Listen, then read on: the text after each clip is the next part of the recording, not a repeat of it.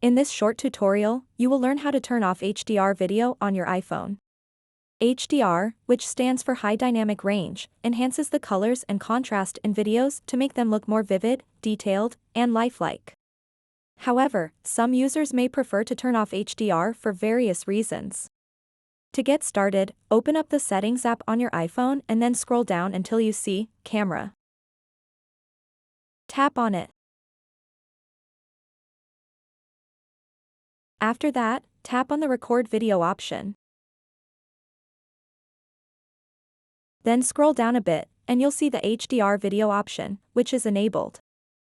Record up to 60 frames per second video in 10-bit high dynamic range, including Dolby Vision. To turn off HDR video on your iPhone, simply toggle off the switch.